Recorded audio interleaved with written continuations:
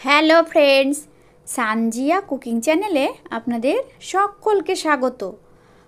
বর্ষা মানেই প্রচুর পরিমাণে পাকা তাল পাওয়া যায়, আর সেই তালের পাল্প দিয়ে আমরা বিভিন্ন রকম পিঠার রেসিপি করে থাকি। সেই রকমই একটা রেসিপি আপনাদের সঙ্গে শেয়ার করব। তো দেরি না করে আজকের এই রেসিপিটা শুরু করা যাক। প্রথমে আমি একটা মিক্সিং বোল নিয়ে নেব। ওর মধ্যে মেজারিং কাপে 1 কাপ চালের গুঁড়ো, 1 কাপ আটা,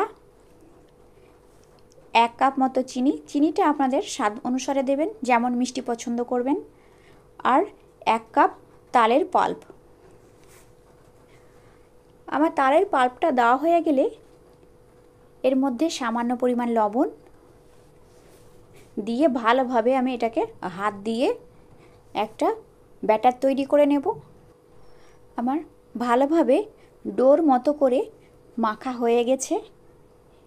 এই পর্যায়ে আমি লিকুইড দুধ দিয়ে অল্প অল্প করে আমি একটা পাতলা ব্যাটারের মতো করে নেব। ব্যাটারটা খুব বেশি ঘন কিংবা খুব বেশি পাতলা হবে না, মিডিয়াম রাখতে হবে। আবার আমি অল্প অল্প করে লিকুইড দুধ দেব, একসঙ্গে ঢালবো না, অল্প করে দিয়ে ব্যাটারটাকে তৈরি করে নেব। আমার ব্যাটারটা সুন্দরভাবে তৈরি করা হয়ে গেছে। দেখুন, এই রকম যখন হবে আর একটু হাত দিয়ে ভালোভাবে ফেটিয়ে নিতে হবে। দেখেই বুঝতে পারা যাচ্ছে কতটা ঘন হয়েছে আমার ব্যাটারটা।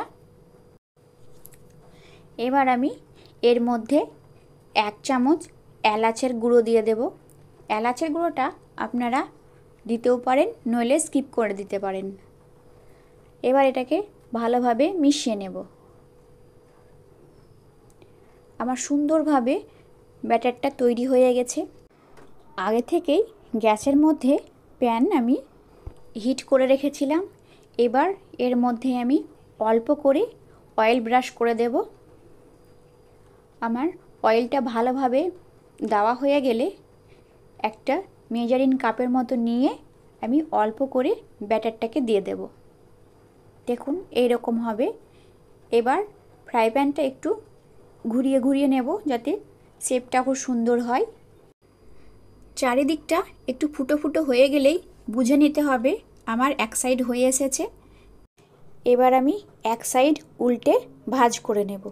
ঠিক এইভাবে আবার এই ভাঁজের মধ্যে আমি আর একটা ভাঁজ দিয়ে নেব, একেবারে ত্রিভুজ আকৃতির মতো। আমার সুন্দরভাবে চালুনি পিঠাটা তৈরি হয়ে গেছে।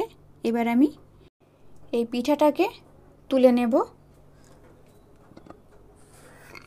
আমার পিঠাটা তোলা হয়ে গেছে। একইভাবে আপনাদের আর একটা করে দেখাচ্ছি।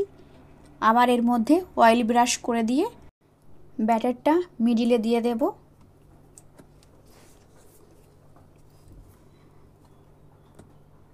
আমার দেওয়া হয়ে গেলে আবার এটাকে একটু ঘুরিয়ে নেব। আমার চারিদিকটা ফুটো ফুটো হয়ে গেছে। এবার আমি এটাকে একই প্রসেসে এক সাইড ভাঁজ করে উল্টে দেব। এই পিঠাগুলো তালের সিজন থাকতে থাকতেই একবার হলেও বাড়িতে ট্রাই করবেন, দেখবেন খেতে একেবারে অসাধারণ লাগে। একই প্রসেসে আবার এটাকে আমি ভাঁজ করে তুলে নেব।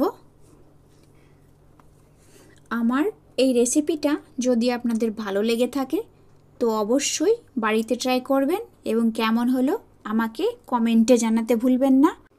আমি আপনাদের কমেন্টের অপেক্ষায় রইলাম। আমার এই রেসিপিটা যদি আপনারা ইউটিউব থেকে দেখে থাকেন তো আমার চ্যানেলটিকে লাইক এবং সাবস্ক্রাইব করে দেবেন, আর ফেসবুক থেকে দেখে থাকলে পেজটাকে ফলো করে দেবেন। দেখুন, পিঠাগুলো কত সুন্দর হয়েছে, একেবারে নরম তুলতুলে, মুখে দিলেই মিলিয়ে যাবে। দেখা হচ্ছে নতুন কোনো রেসিপি। ততক্ষণে আপনারা সকলে ভালো থাকবেন এবং সুস্থ থাকবেন। এতক্ষণ ভিডিওটা দেখার জন্য আপনাদের অনেক অনেক ধন্যবাদ।